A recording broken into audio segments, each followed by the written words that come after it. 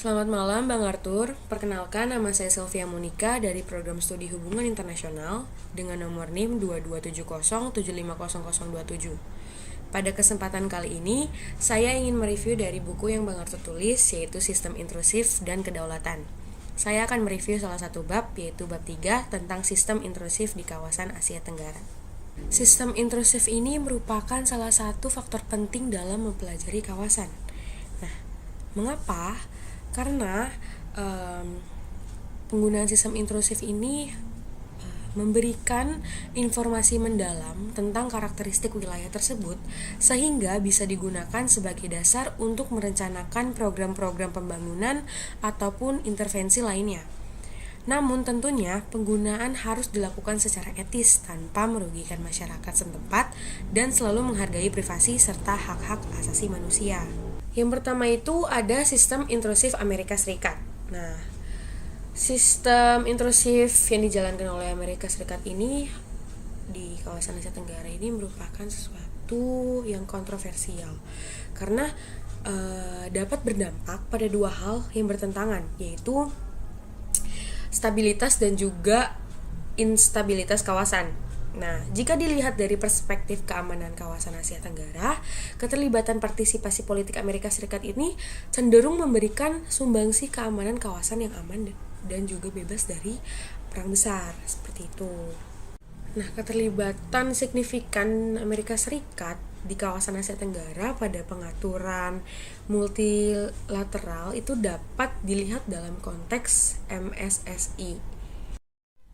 Nah, MSSI merupakan pengaturan multilateral berdasarkan mekanisme kooperatif dengan tujuan untuk mengamankan Selat Malaka, khususnya penanganan aksi perompakan kapal. Nah, hal ini itu dimaksudkan pada perbedaan peran antara negara pantai, yaitu Indonesia, Malaysia, dan Singapura, dengan negara-negara non-tepi pantai dalam penanganan aksi perompakan kapal di Selat Malaka. Nah, MSSI itu apa sih? Nah, MSSI itu singkatan dari Malacca Strait Security Initiative. Nah, MSSI ini adalah inisiatif yang dilakukan oleh negara-negara ASEAN, yaitu Indonesia, Malaysia, dan juga Singapura, untuk meningkatkan keamanan di Selat Malaka. Nah, inisiatif ini diluncurkan pada tahun 2004 karena adanya kekhawatiran akan meningkatnya ancaman terorisme dan juga kejahatan lintas batas di kawasan tersebut. Nah, tujuan utama dari MSSI adalah memperkuat kerjasama antar negara dalam menghadapi berbagai tantangan keamanan maritim seperti penangkapan ikan ilegal atau penyelundupan narkoba di perairan internasional. Dan melalui inisiatif ini, para pemimpin negara dapat melakukan dialog-dialog guna mencari solusi bersama serta membangun kapasitas lembaga-lembaga pemerintah yang terkait gitu. Dan juga ada beberapa langkah konkret yang telah dilakukan dalam kerangka MSSI, antara lain adalah pengembangan sistem informasi maritim untuk memantau aktivitas-aktivitas laut di Selat Malaka, serta pelaksanaan patroli gabungan antar negara guna mencegah aksi perompakan atau pencurian barang dagangan. Nah, secara keseluruhan, MSSI ini merupakan upaya kerjasama regional yang penting dalam menghadapi berbagai tantangan keamanan maritim di Selat Malaka. Dengan adanya MSSI, diharapkan dapat tercipta stabilitas dan juga perdamaian di kawasan tersebut, serta meningkatkan hubungan antar negara ASEAN secara lebih baik. Seperti itu. Nah, selanjutnya ada sistem intrusif Cina. Nah, Cina ini dengan konsep peaceful development menunjukkan sikap yang lebih fleksibel dan juga berpeluang besar tampil sebagai kekuatan penyeimbang Amerika Serikat di Asia Tenggara. Nah, Cina ini tuh aktif dalam pengembangan regionalisme ekonomi dan juga keamanan di kawasan Asia Tenggara. Nah, sikap ini membuat Cina itu menjadi lebih diterima di kawasan dan mempunyai posisi lebih kuat dalam kompetisi kekuatan dibandingkan dengan kekuatan-kekuatan negara eksternal lain.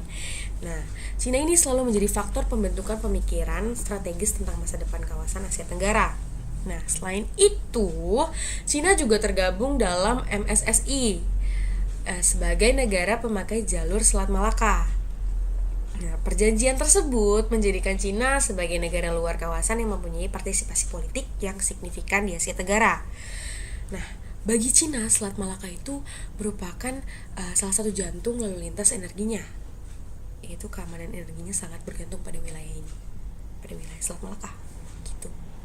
Dan juga selain pengaturan multilateral, bilateral, dan intervensi militer, Cina juga melakukan sistem intrusif dengan cara investasi ekonomi di Asia Tenggara. Nah, jadi selain multilateral, bilateral, intervensi militer, pasti Cina tuh juga, apalagi Cina pasti tidak jauh-jauh dari ekonomi itu. Jadi partisipasi Cina melalui investasi ekonomi itu telah menjadi penyeimbang kekuatan-kekuatan besar di Asia Tenggara. Nah, hubungan ekonomi dan perdagangan antara Cina dan Asia Tenggara itu telah berlangsung sejak lama. Nah, investasi ekonomi Cina di Asia Tenggara itu mengalami peningkatan yang signifikan setelah diberlakukannya konsep peaceful development itu yang membuka Cina terhadap negara-negara lain. Nah, keterlibatan Cina di Asia Tenggara itu telah memunculkan isu keamanan kawasan. Baik, selanjutnya itu ada sistem intrusif Australia. Nah, keterlibatan Australia di kawasan Asia Tenggara itu tidak terlepas dari hubungannya dengan Amerika Serikat. Nah, Australia itu diyakini bahwa banyak pihak sebagai instrumen politik internasional Amerika Serikat di Asia Tenggara. Hubungan internasional Australia dan negara-negara Asia Tenggara itu terkait dengan sistem intrusif yang merupakan sesuatu yang sangat signifikan. Nah, khususnya dalam konteks pengaturan fakta militer Five Power Defense Arrangements atau FPDA atau FPDA. Nah, sebagai kerangka kerjasama multilateral yang melibatkan dua negara Asia Tenggara, yaitu Singapura dan juga Malaysia.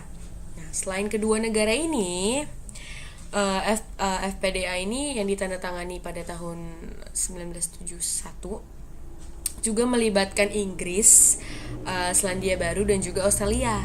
Nah, aliansi militer ini berupaya untuk mengambil langkah-langkah secara bersama atau terpisah jika terdapat serangan atau ancaman bagi negara-negara anggota. Seperti itu. Dan juga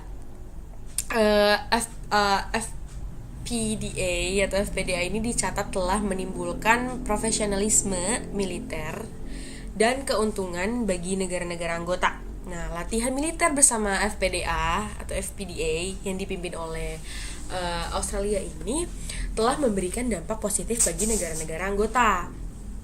Dari uraian yang dapat diasumsikan bahwa keterlibatan Australia di Asia Tenggara merupakan bagian dari sistem intrusif yang dijalankan guna mencapai kepentingan politik di kawasan. Nah, pada bab 3 intrusif di kawasan Asia Tenggara yang saya review dari bukunya Bang Arthur telah menguraikan pelaksanaan sistem intrusif di Asia Tenggara oleh 3 negara besar. Itu tadi Amerika Serikat, Cina, dan juga Australia. Nah, sistem intrusif yang dijalankan Amerika Serikat di kawasan Asia Tenggara itu dapat dilihat dengan jelas pada pengaturan multilateral dalam kerangka MSSI yang melibatkan Singapura, Indonesia, dan juga Malaysia. Nah, pengaturan bilateral dan penempatan militer itu terkait perjanjian pertahanan dapat ditemukan di Singapura, Thailand, dan juga Filipina.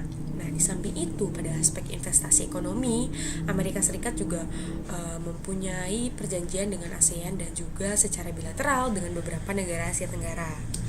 Nah, partisipasi lain datang dari kekuatan intrusif Cina dan juga Australia. Nah, Cina juga melakukan sistem intrusif dengan Indonesia, Laos, Myanmar, dan Kamboja. Kebangkitan Cina juga khususnya ya di bidang ekonomi menuai respon positif dari ASEAN untuk bekerja sama dalam kerangka multilateral. Seperti itu. Demikian review bab 3 dari buku yang ditulis oleh Bang Arthur, Sistem Intrusif dan Kedaulatan.